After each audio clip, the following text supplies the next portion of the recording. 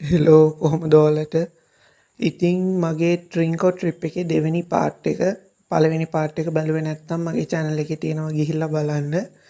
ඉතින් මම හැබැයි මේක මට කල්පනා කරගෙන ගියපු විදිහට නම් මට මේ වීඩියෝ එක කරගන්න බැරි වුණා. මොකද කිව්වොත් මම හරියට ප්ලෑන් කරලා නෙවෙයි මේ ගමන ගියේ. ඒ වගේම එදා ගොඩාක් රස්නෙත් එක්ක අපි කෙලින්ම දවල් ගියේ නිලාවැලි බීච් එකට. ඉතින් නිලාවැලි බීච් එකේ අපිට ලොකුවට වීඩියෝස් ගන්නත් බැරි නිසා ඉන් එහාට අපිට වීඩියෝස් හරියට ගන්න බැරි වුණා. ඉතින් අපි රැල්ලට බහින්න කලින් ගත්තු වීඩියෝ කෑලි ටිකක් තමයි මේ තියෙන්නේ. එදා මම හිතපුවත් නැති තරමට මාර රස්නයක් තිබුණේ. අවුව තිබුණා, හොඳටම තිබුණා. පිච්චිලා ගියා මගේ මූණ හිටන්.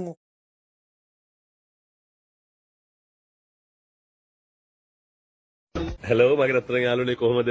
හොඳින් ඉන්නවද ඔයගොල්ලෝ?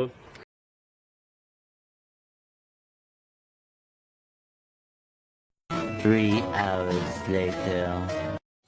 ඔන්න ඉතින් නිලාවැලි බීච් එකේ ඉඳලා දැන් මේ අපි එළියට ආවා විතරයි.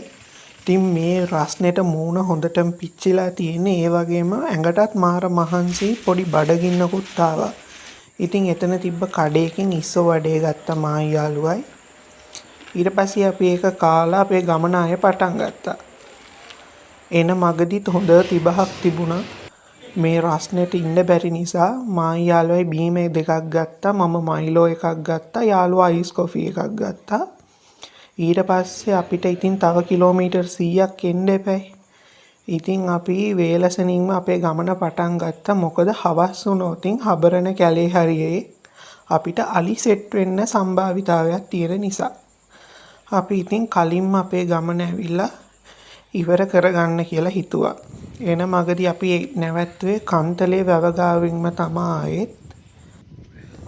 අද වීඩියෝ එකේ නම් අඩුපාඩු ගොඩාක් තියෙනවා. ඇයි කියලා කිව්වොත් මම ඊට කලින් මේ වගේ දුර ගමනක් ගිහිල්ලා vlog එකක් කරලා නැහනේ. ඉතින් හැබැයි මේකෙන් මම ගොඩාක් දේවල් ඉගෙන ගත්තා. ඒ වැරදිත් හදාගෙන අලුත් වීඩියෝ එකකින් ඔයාලව බලන්න එන්නම්.